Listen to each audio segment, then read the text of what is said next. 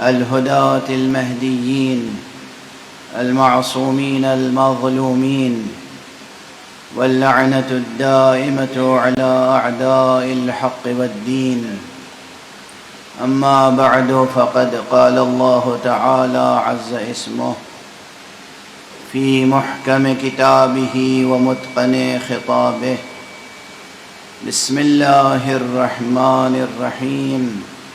ألم نشرح لك صدرك ووضعنا عنك وزرك الذي أنقض ظهرك ورفعك ووضعنا عنك وزرك الذي أنقض ظهرك ورفعنا لك ذكرك.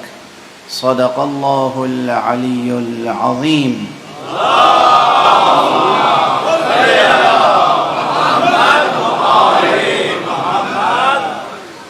ایک اور بلند تر صلوات.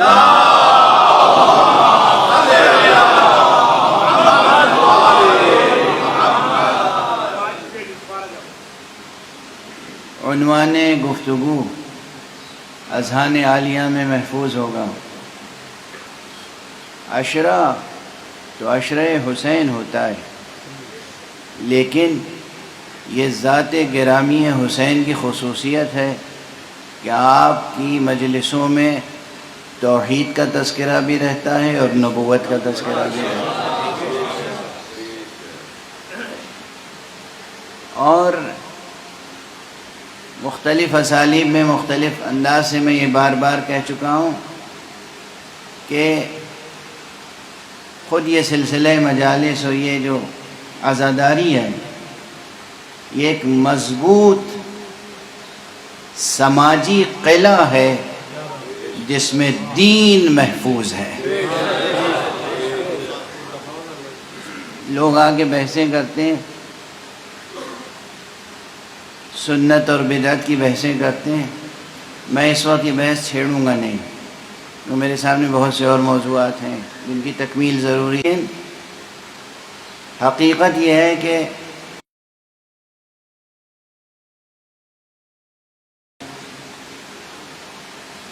اسلام محفوظ ہے، جس میں دین محفوظ ہے، جس میں توحید محفوظ ہے، جس میں عقیدہ ختم نبوت محفوظ ہے. کہیں سے کوئی منکر ختم نبوت پیدا ہو سکتا ہو تو ہو، فرش اعضاء سے، تہذیب اعضاء سے کوئی کبھی منکر نبوت نہ پیدا ہو سکتا ہے، نہ منکر ختم نبوت.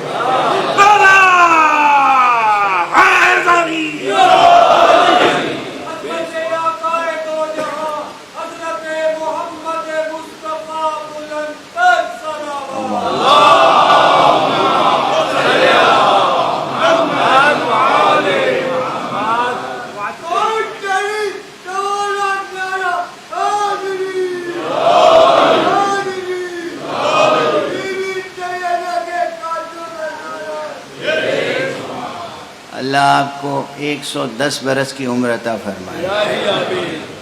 ہم عدد نام گرامی علی. آپ کو اندازہ نہیں ہے، میں خود بہت زیادہ انکریج تو نہیں کرتا ہوں کہ مجلس میں بہت زیادہ نعرے لگیں، لیکن ان نعروں کی اپنی اہمیت بھی ہے اور تاثیر بھی ہے. اور ایک تاثیر یہ ہے،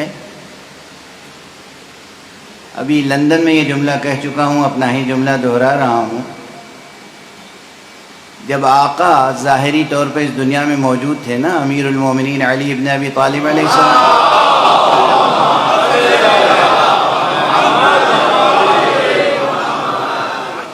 تو وہ خود بت شکن تھے. جب ابو طالب کا بیٹا دنیا میں ظاہر بظاہر موجود تھا تو وہ خود بت شکن تھا. آج یہ آپ کا نعرہ نہ جانے کتنے بتوں کو توڑ دیتا ہے.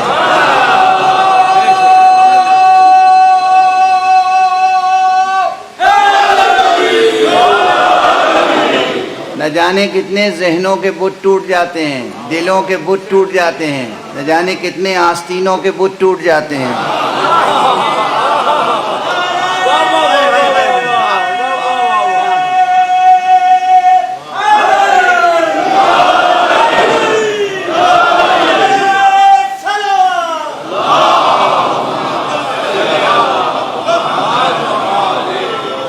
اس نعرے میں وہ تاثیر ہے، ہم نے اپنی آنکھوں سے دیکھا ہے، اپنی آنکھوں سے دیکھا ہے، تو عرض کر رہا ہوں پیکر باطل پہ ایسا لرزہ طاری ہوتا ہے کہ وہ سنبھل ہی نہیں پاتے بت، ایسا گر کے پاش پاش ہوتے ہیں، اور پھر ایسا ذلیل ہو کہ وہ ان ٹوٹے ہوئے بتوں کے ریزوں کو چنتے پھرتے ہیں کہ نہ پوچھئے۔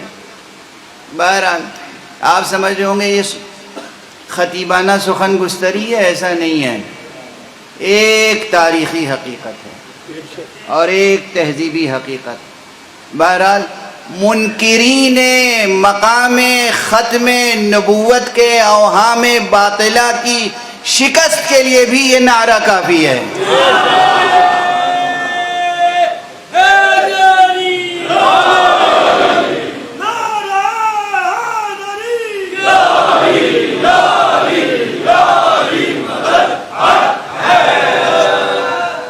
تسلسل زماں میں اس کی گونج ہے، یہ کوئی ضعیف روایت نہ سمجھیے گا، ایک وجودی حقیقت سمجھیے گا کہ وجود مبارک امیر المومنین علی ابن ابی طالب علیہ السلام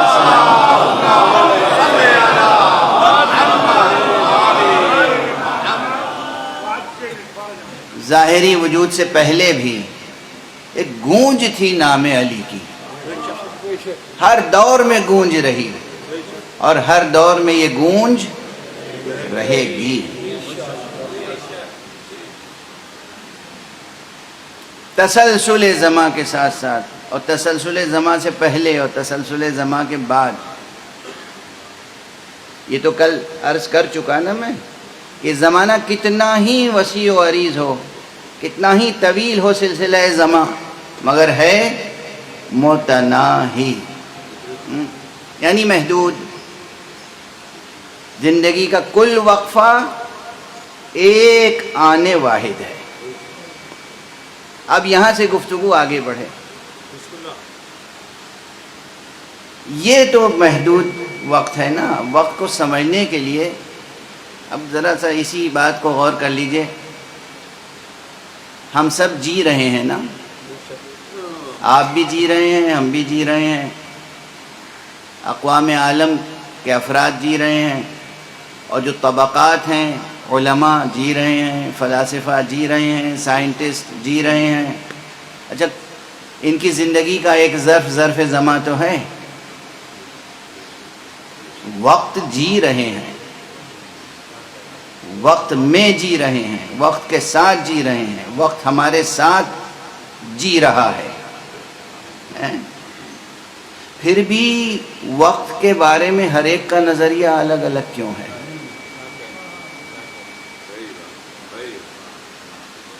یہ کیا مشکل ہے؟ یہ کیا سبجیکٹیوٹی ہے؟ اس میں کیا موضوعیت ہے؟ کیسی گہرائی ہے؟ ہم سب سانس لے رہے ہیں، اگر یہ گھڑیاں نہ ہوں تو ہماری زندگی ہماری سانسوں سے بھی تو گنی جا سکتی ہے۔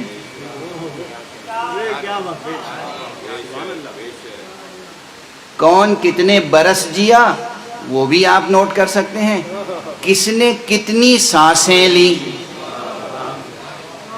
تب بھی عمر کا ایک پیمانہ تو مقرر ہو جائے گا۔ تو ہم سب وقت کا تجربہ کر رہے ہیں، لیکن اس کے باوجود وقت کی تعریف، وقت کی ڈیفینیشن اور وقت کے بارے میں تصورات مختلف ہیں۔ یہ دیکھا آپ نے زندگی کی بو قلمونی، عالم ہستی کی بو قلمونی، ملاحظہ فرمایا آپ نے؟ تو یہ زندگی اور اس سے متعلق جو چیزیں ہیں، وہ ایسی نہیں ہے کہ انسان سادگی سے گزر جائے. اب جب زمانے سے متعلق گفتگو ہوتی ہے تو ایک طرف تو یہ زمانہ ہے جو گزر رہا ہے، ایک لمحہ آیا گزر گیا، تو وہ جو گزر گیا وہ لمحہ اب موجود ہے نہیں. اب نیا لمحہ آ گیا، وہ گزر گیا، نیا لمحہ آ گیا. خود یہ گزرتا ہوا وقت کسی ثابت حقیقت کو اپنے اندر لے کیسے سکتا ہے؟ ایک فلسفیانہ مسئلہ ہے، مشکل مسئلہ ہے. جو چیز خود ثابت نہ ہو، بس ایک اب پھر مجبور ہوں کہ ادبی تعبیر یا شاعرانہ تعبیر اختیار کروں، لیکن عام فہم ہے، بہت عام فہم. آپ چھلنی میں پانی لے کے کتنی دیر ٹھہر سکتے ہیں؟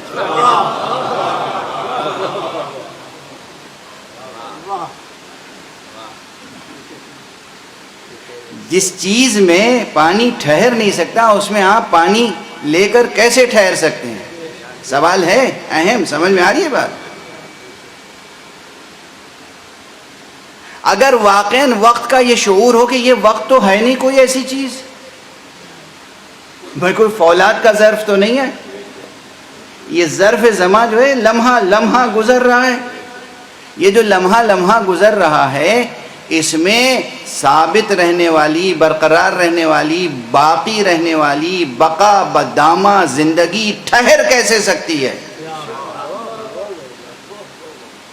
ہے غور طلب بات.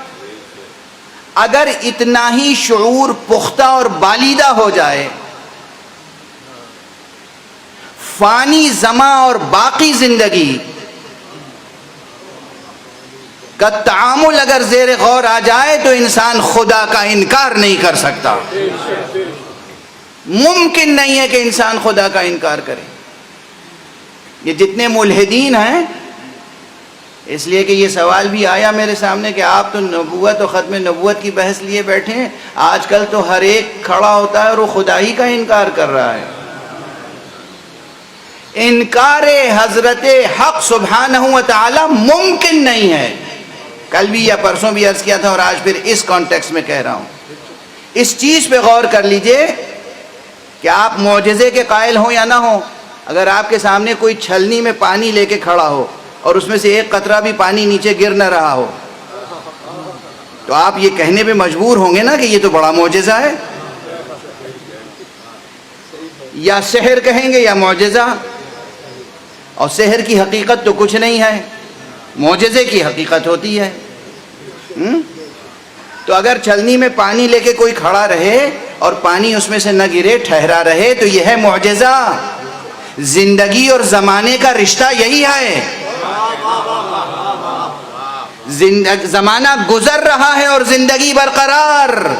اس کے معنی ہے کہ ہر لمحہ آپ کے سامنے معجزہ پروردگار ظاہر ہو رہا ہے. صلوات پڑھ دیں محمد و آلہ.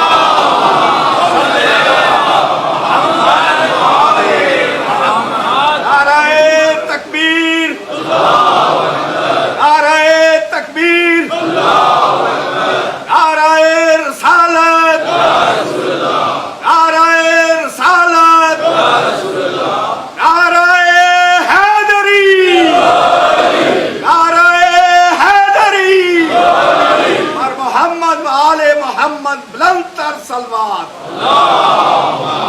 صلی اللہ محمد و آل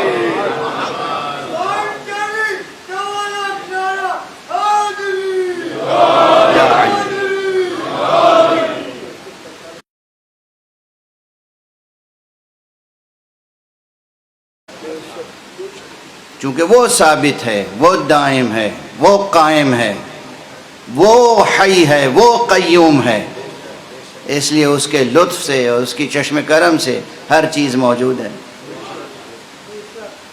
اس کی مشیت ہے تو شے ہے، اس کی مشیت نہ ہو تو شے نہیں ہے. ہر شے کا وجود اس کی مشیت پر ہے.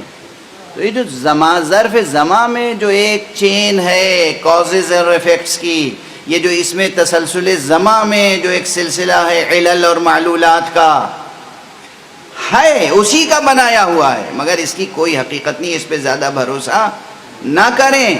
اصل وہ علت العلل ہے، اصل وہ ہے، مسبب الاسباب وہ ہے، اسی نے اسباب خلق کیے، اس نے یہ چاہا کہ اس دنیا میں ہر چیز قانون علت و معلول اور قانون سبب و مسبب کی پابند رہے، ہر شے، مگر یہ پابندی بھی اس کی مشیت سے ہے، جہاں وہ چاہے کہ یہ مشیت اس کے برخلاف کوئی چیز کرے۔ انما امرہ اذا اراد شیئا ان یقول له کن فیکون فسبحان الذی بیدہ ملکوت کل شیء۔ ہر شے کی تمام تر قوت، قدرت اسی کے ہاتھوں میں ہے۔ الہاد کا کیا گزر؟ ممکن کیسے ہے کہ انسان کوئی خدا کا انکار کر سکے؟ خدا کا انکار کرنے سے پہلے اپنے وجود کا انکار کرنا ہوگا۔ خالق کے انکار سے پہلے آپ کو اپنے وجود کا انکار کرنا ہوگا۔ اپنے وجود کو ثابت کر رہے ہیں اور خالق کے وجود کا انکار، اس سے بڑا تناقض نہیں ہو سکتا، کانٹرڈکشن آپ کے کلام میں۔ یہ مثال یاد رکھیے گا۔ اور وہ خدا، وہ حی و قیوم ذات گرامی جو زمانے کے ظرف کی بھی خالق ہے، وہ کتنا ہی طویل سلسلہ زماں ہو، مگر اس پورے سلسلہ زماں پر کسی ایک صاحب خاتمیت کو اقتدار بخش دے تو یہ چیز ہرگز قابل استعجاب نہیں ہے۔ خدا کو جب قبول کر لیا آپ نے تو پھر اس میں کسی تعجب کی گنجائش نہیں ہونی چاہیے کہ ایک ہی ہے خاتم النبیین۔ نبوت اسی سے شروع ہوئی، اسی پر ختم ہوئی۔ حقیقت نبوت منحصر ہے ذات مصطفیٰ صلی اللہ علیہ وآلہ وسلم میں۔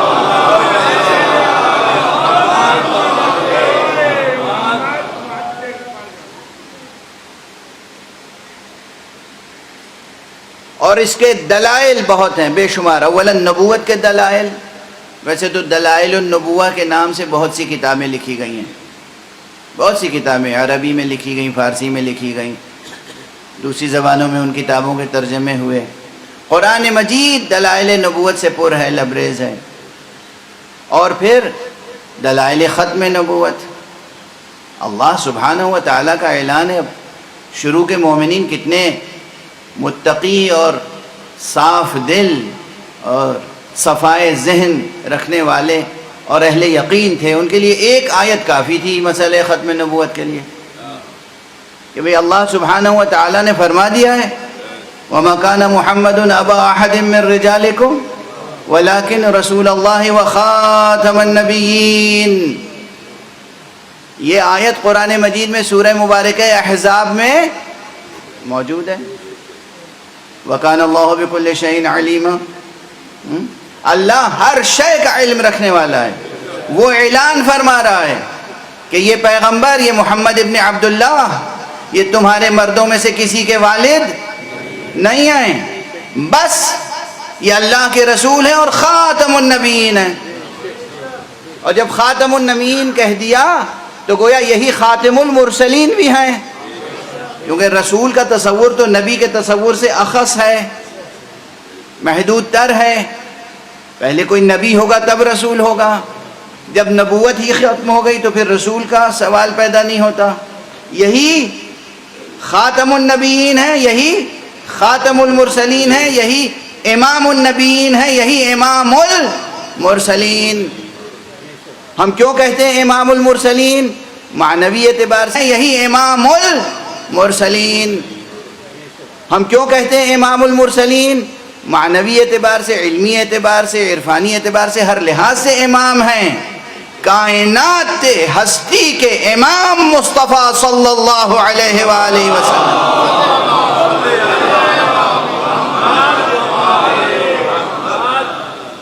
رسول کو ہر طرح کی امامت حاصل ہے، مگر روایات معراج پہ غور کیجئے تو وہاں خاص طور پر یہ تذکرہ آتا ہے کہ اللہ نے تمام انبیاء کو جمع کیا، آدم تا خاتم سب جمع ہیں، آدم ہیں، نوح ہیں، ابراہیم ہیں، موسیٰ ہیں، عیسیٰ ہیں علیہم الصلاۃ والسلام۔ صلوات پڑھ دیجئے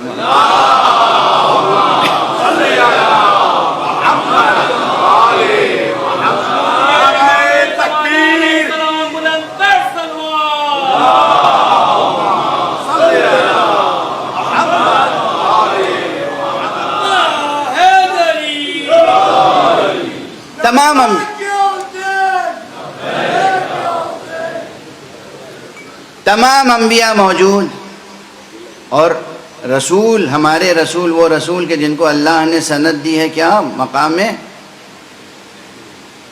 خلق عظیم کی، انک لعلی خلق عظیم، بے شک آپ خلق عظیم کے درجے پہ فائز ہیں۔ تو ہیں تو حقیقت نبوت کا پیکر، مگر ظاہر ہے کہ سلسلہ ظاہری میں ان کے جد ہیں، ان کے والد ہیں ابراہیم، تو جناب ابراہیم موجود ہوں تو پیغمبر خود سے کیسے آگے بڑھ کے نماز پڑھائیں گے؟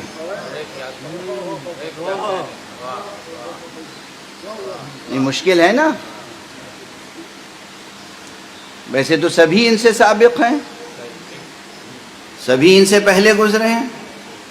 الفضل للمتقدم، جو پہلے گزرا ہو اس کا فضل و شرف اپنی جگہ، آدم بھی قابل احترام، نوح قابل احترام، تمام، لیکن ابراہیم بطور خاص، کیونکہ جناب ابراہیم نبی بھی ہیں، رسول بھی ہیں، امام بھی ہیں، خلیل اللہ بھی ہیں، کتنے شرف جناب ابراہیم کو حاصل ہیں، اور براہ راست جد پیغمبر، والد پیغمبر ہیں،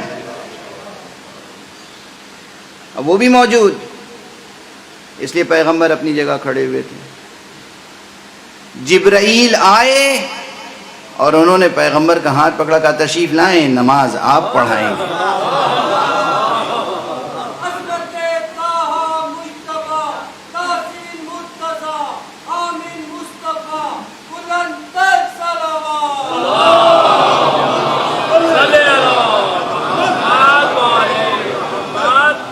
دیکھیے، اس سے صرف فضل و شرف ہی ثابت نہیں ہوتا، حقیقت یہ ہے کہ آپ کا فضل و شرف، آپ کی عظمت، آپ کا کمال، آپ کا رتبے میں بلند سے بلندتر ہونا، یہ سب ثابت ہوتا ہے، لیکن اس میں بھی مقام خاتمیت بھی ثابت ہوتی ہے۔ سب نبی موجود ہیں، مگر امامت کون کر رہا ہے؟ مصطفیٰ صلی اللہ علیہ وآلہ وسلم۔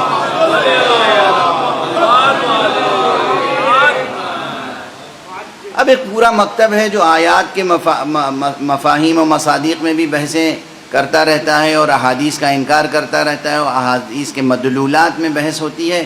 میں جانتا ہوں ان سب مطالب کو، اور بہت غور سے سنتا ہوں اور پڑھتا ہوں، خاص طور سے جو معترضین خدا پر، نبی پر اعتراض کرتے ہیں، دین اسلام پہ اعتراض کرتے ہیں، قرآن مجید پہ اعتراض کرتے ہیں، ان سب کے اعتراضات بہت غور سے پڑھتا ہوں اور سنتا ہوں اور غور کرتا ہوں۔ ایسا نہیں ہے کہ میں غور نہ کرتا ہوں، لیکن اس کے بعد نتیجہ یہ حاصل ہوتا ہے کہ وہ کچھ بھی نہیں ہے سوائے حرف باطل کے، حرف باطل۔ قرآن مجید کی یہ ایک آیت جو ابھی آپ کے سامنے میں نے تلاوت کی، ولیکن رسول اللہ و خاتم النبیین، یہ ایک آیت تمام گزشتہ نسلوں کے لیے کافی ہوتی تھی کہ وہ مانتے تھے رسول آخری پیغمبر ہیں، ختم ہوئی بات۔ کیوں؟ اللہ نے کہہ دیا ہے۔ اب وہ جو 20ویں صدی آئی، اس میں لوگ مفکر پیدا ہونے لگے اور دانشور اور روشن فکر، اور کوئی اٹھا اور اس نے دین اسلام کے ریکنسٹرکشن کی بات شروع کر دی، جیسے آپ کا گھر ہو اور آپ ریکنسٹرکٹ کر رہے ہوں۔ ارے بھائی، وہ خدا کا دین ہے، خدا کے دین کی روشنی میں آپ اپنی فکر کو ریکنسٹرکٹ کریں، اپنی فکر کی روشنی میں خدا کے دین کو ریکنسٹرکٹ نہ کریں۔ تو جو پچھلی نسلیں تھیں وہ اس بات کی قائل تھیں کہ اللہ نے کہہ دیا آخری نبی ہیں تو آخری نبی ہیں، واضح ہے، یہ ایک آیت کافی تھی ان کے لیے. جو اس سے زیادہ وضاحت چاہتے تھے ان کے لیے رسول کی حدیث آئی، لیکن خدا کی قسم کیا حدیث آئی.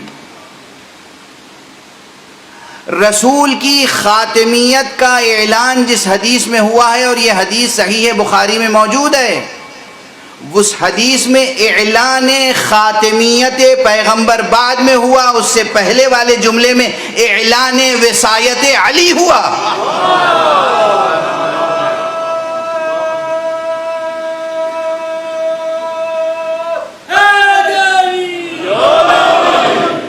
اسی لیے میں عرض کیا کرتا ہوں کہ مقام ختم نبوت کی سب سے بڑی مہر تو علی ابن ابی طالب کی ذات گرامی ہے. یہ صحیح بخاری میں حدیث ہے، اور اب یہ تو ایک معیار کی بات ہے، معیار مان لیا گیا ہے، اس لیے حوالہ دیتا ہوں. اگر اس میں نہ بھی ہوتی اور حدیث صحیح ہوتی تو حدیث صحیح ہے. بہت سی صحیح حدیثیں اس انتخاب میں نہیں آئیں تو کیا ہم اسے نہ مانیں؟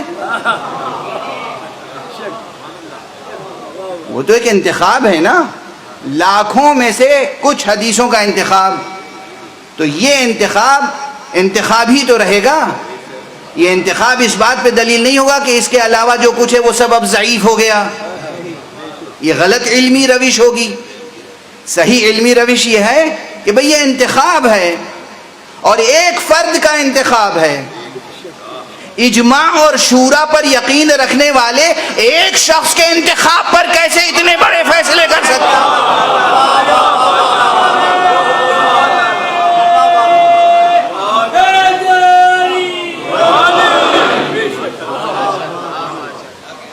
ایک فرد کا انتخاب، ایک شخص نے ان سے حدیث حاصل کی، ان سے حدیث حاصل کی، ان سے حدیث حاصل کی. سینکڑوں محدثین اور اساتذہ اور ائمہ حدیث سے حدیث حاصل کی ایک شخص نے، اور اس کے بعد اس نے خود اعتراف کیا کہ یہ لاکھوں کی تعداد میں حدیثیں تھیں، ہم نے اس میں سے یہ اتنا انتخاب کیا. تو اب اس ایک فرد کے انتخاب پر باقی تمام سرمایہ قربان تو نہیں کیا جا سکتا. کیا یہ فرد، یہ ایک واحد فرد آپ کی نگاہ میں معصوم ہے؟ معصوم ہے. ان کا فیصلہ ہے. یہ جسے کہہ دیں صحیح وہ صحیح، اور اس کے علاوہ وہ صحیح نہیں ہے. امت میں اور کتنے افراد ہیں، علماء، متقین، محدثین، مفسرین، محققین. تو بہرحال لیکن ایک معیار مان لیا گیا تو میں بھی اس کا حوالہ دیتا ہوں کہ حضور علیہ الصلوۃ والسلام نے امیر المومنین علی ابن ابی طالب علیہ الصلوۃ والسلام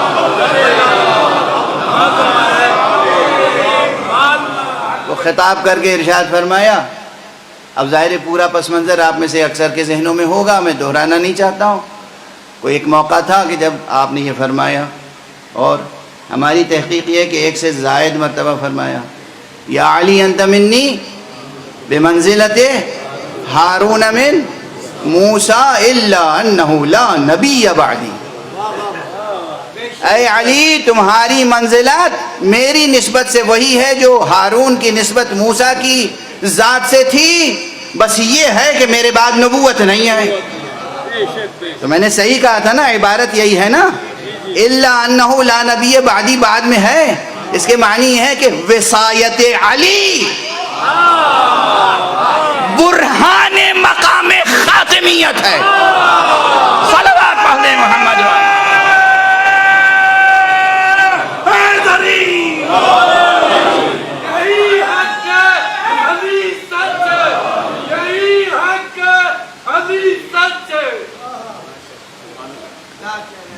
اب یہ لفظ برہان کی بھی کئی تعریفیں ہیں. برہان جو ہے منطق میں برہان، اس کی ایک محدود تعریف ہے، برہان کے اور بھی. لیکن یہ یاد رکھیے گا جملہ اس فقیر کا، وجود علی،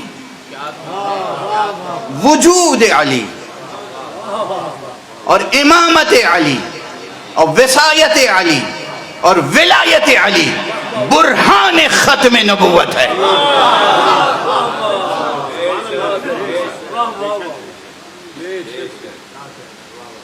اور اسی لیے یہ بھی یاد رکھیے گا، جیسے ابھی میں عرض کر رہا تھا کہ جس طرح حقیقت توحید وحدانیت مخصوص ہے ذات خدا کے لیے،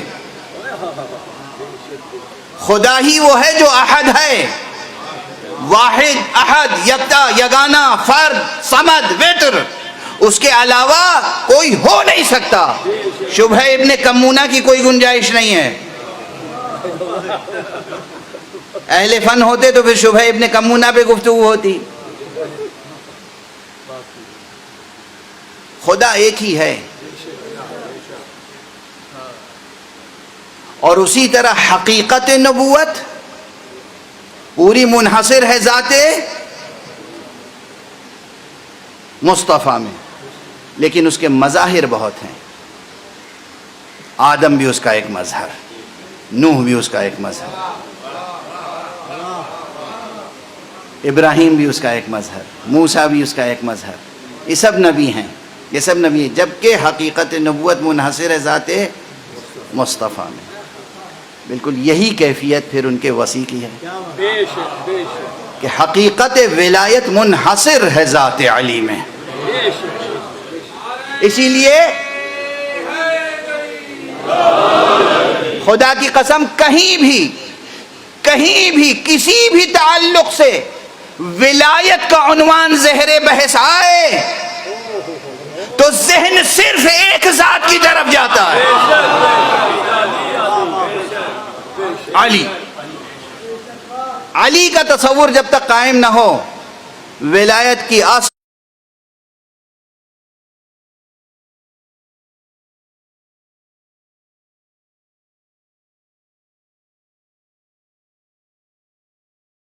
صرف ایک ذات کی طرف جاتا ہے،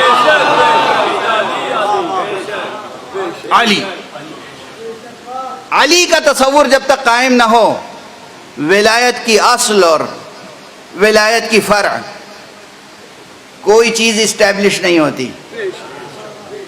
حالانکہ اصل ولی تو اللہ سبحانہ و تعالی ہے۔ وہ مشہور جو آیت ہے اس میں بھی یہی ہے، آپ میں سے ہر ایک کو یاد ہوگی، اور اگر یاد نہیں ہے تو یاد ہونی چاہیے۔ ایک مومن کے نگین دل کا نقش ہے، انما ولیکم اللہ ورسولہ والذین آمنوا الذین یقیمون الصلاة ویؤتون الزکاة وہم راکعون۔ تو اس میں سب سے پہلے کس کی ولایت کا تذکرہ ہے؟ حقیقت ولایت منحصر ہے کس ذات میں؟ اللہ، اللہ، اللہ۔ اللہ کی ذات پاک ولی ہے اصل میں۔ اچھا اسے یوں سمجھ لیجئے، بات آ گئی تو اصل یہ حقیقت ہستی کیا ہے، یہ وجود کیا ہے؟ یہ وجود ہوتا اگر اللہ موجود نہ ہوتا؟ اصل وجود تو اللہ کا ہے، چونکہ وجود اس کی ذات میں منحصر ہے اور اس کے قبضہ قدرت میں، تو وہ جسے وجود دے گا وہی موجود ہوگا۔ اس کے علاوہ کہیں سے کوئی کسی بازار سے وجود لے کے نہیں آ سکتا۔ یہ وجود کہیں نہیں بکتا بازار میں، نہ اس دنیا میں، نہ مریخ پر، نہ چاند پر، نہ مشتری پر، کہیں وجود کا بازار نہیں ہے۔ وجود اللہ جسے وجود دے گا وہی موجود ہوگا۔ اسی طرح جب اللہ نے ولایت بھی اپنی ذات میں منحصر کر لی، انما ولیکم اللہ، بس تمہارا ولی اللہ ہے، تو اب اللہ کے علاوہ کوئی ولی ہو ہی نہیں سکتا جب تک کہ خود اللہ اسے ولی نہ بنائے۔ زبان کے ساتھ دل بولا، علی مولا، علی مولا۔ زبان کے ساتھ دل بولا، علی مولا، علی مولا۔ ہر ایک میزان میں تولا، علی مولا، علی مولا۔ نعرہ حیدری، آواز بلند صلوات۔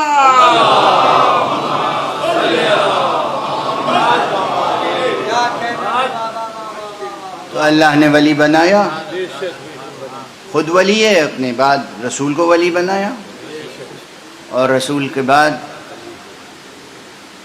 رسالت ختم ہو گئی رسول پر۔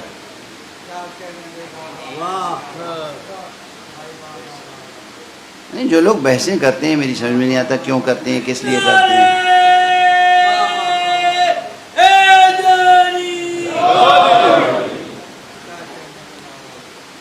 اللہ نے ولایت اپنی ذات میں منحصر فرمائی اور پھر کہا کہ اور میرا رسول، اور یہاں بات روک نہیں دی۔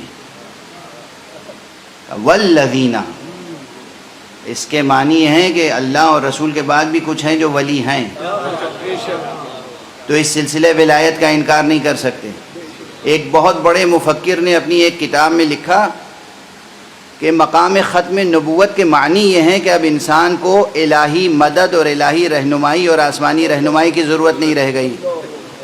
اگر اللہ اور اللہ کے اس رسول کے بعد کسی قسم کی آسمانی ہدایت اور